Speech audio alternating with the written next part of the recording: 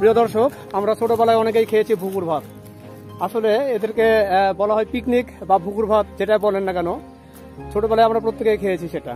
আর এরকম ছোট বাচ্চা কাচ্চারাই একটা ফাঁকা বিল আমরা দেখতে পাচ্ছি, বিশাল বড় একটা বিল। বিলের মধ্যে একটা ছোট্ট গাছ আছে, গাছের ছায়ায় ওরা রান্না বান্না করে খাওয়ার জন্য সেই আয়োজনটা করছে, যেটাকে পুকুর ভাত বলা হয়। আমরা সেই দৃশ্যগুলো দেখবো।